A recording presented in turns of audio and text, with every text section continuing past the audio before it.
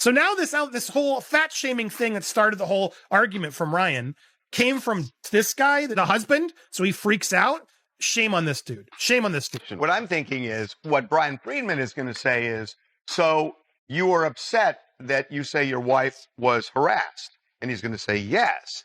And he's going to say, yeah. This is where it all came from? Through hearsay, through that? And then just to focus a second, again, allegedly, if this guy is the one who did it, and you're telling me your client now, Justin, who's become your training, is talking to you about concerns or whatever. Who knows how he asked it, or if he was just brought it up in passing, like, oh man, I got this big lifting scene that I got to do, and I don't know how much she weighs. Like, can I lift that much? A few weeks before filming began, and less than 4 months after Miss Lively had given birth, Miss Lively was humiliated to learn that Mr. Baldoni secretly called her fitness trainer without her knowledge or permission and implied that he wanted her to lose weight in 2 weeks. Mr. Baldoni told the trainer that he had asked because he was concerned about having to pick Miss Lively up in a scene for the movie, but there was no such. The once untouchable Hollywood power couple may be showing cracks. Rumors are circulating that Ryan Reynolds and Blake Lively's famously polished marriage is feeling the strain amid Blake's ongoing PR turmoil. According to sources cited in entertainment circles, Ryan, usually the king of charm and self-aware humor, may be reaching the limits of his patience. Insiders claim he's been creating some distance, pouring more energy into solo projects and spending quieter time with their kids, far from the swirling media storm. For years, the two have been the internet's definition of relationship goals. The witty Instagram exchanges, the coordinated red carpet moments, the united front. But those close to the couple suggest that behind the curated photos and playful banter, a very different dynamic may be unfolding in private. She was humiliated to learn that Mr. Baldoni secretly called her fitness trainer without her knowledge or permission, and yada, yada, yada. Okay. Well, then why did you introduce him to him, your friend, celebrity trainer, who would later become Baldoni's trainer as well? Friends close to the couple claim Reynolds may be quietly reassessing his future after watching his wife's public image spiral. And they say, it's not hard to see why. Ryan's entire persona, built on authenticity, transparency, and self-effacing humor, clashes sharply with a colder, more calculated version of Blake that critics argue has emerged in recent months. But what exactly pushed their once golden marriage toward the edge? According to industry watchers, the real turning point traces back to one explosive moment in Hollywood media, the article that ignited a firestorm. In December 2024, the New York Times published a widely discussed piece titled, "We Can Bury Anyone Inside a Hollywood Smear Machine." The article framed Blake Lively as the target of a coordinated campaign, describing alleged tensions on the It Ends With Us set and suggesting she had been subjected to a damaging Whisper Network-led, according to the piece, by co-star Justin Baldoni's camp. It was emotional, persuasive, and perfectly aligned with Blake's long-standing America's Sweetheart image. The narrative landed with force, instantly dominating entertainment headlines and social media discourse. But critics later pointed out something they felt the article glossed over. Neither the Times nor Blake ever disclosed whether she had been directly interviewed for the piece. That omission, observers say, raised new questions and opened the door to a very different interpretation of the story. Baldoni and the trainer start collaborating with the trainer, delivering his workout program on the 22nd. Hey, blank, I think I know who this is. Justin Baldoni here, new friend of Blake's. We are working together on a film. I'll be headed your way for the first week of March for 4 months. Great to meet you, Justin. Happy to discuss. Let's jump on a call. 4 months after the article dropped, Blake stuck to the same rehearsed line whenever anyone asked about her involvement. They figured it out themselves. I never spoke to them. She rode that narrative like a seasoned pro, letting the wave of public sympathy insulate her from scrutiny. Meanwhile, Justin Baldoni's reputation was taking serious hits, portrayed in online conversations as controlling, predatory, even toxic, largely because the Times piece seemed to give those insinuations credibility. The twist no one saw coming. Then came yesterday's courtroom moment. Tense, crowded, every eye locked on her. Under oath, with nowhere left to hide behind PR polish or friendly platforms, something shifted.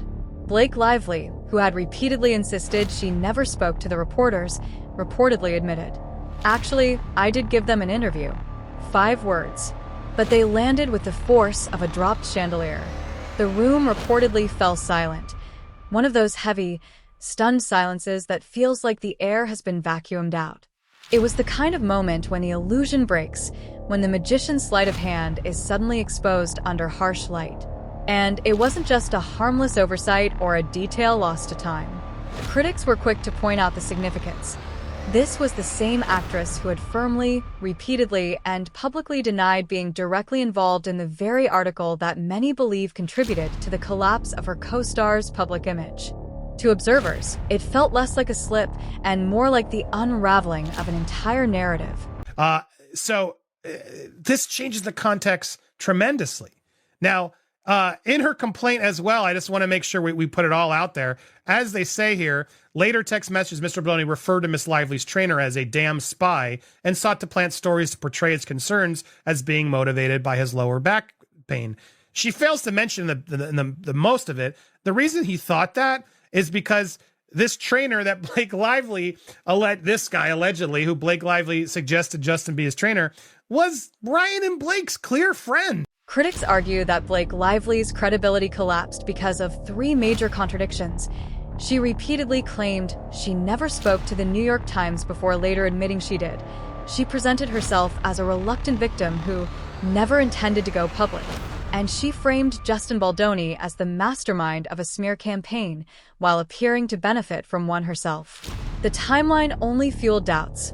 Negative press about Baldoni surfaced in August 2024. A crisis PR expert was hired in September. Blake filed her lawsuit in November.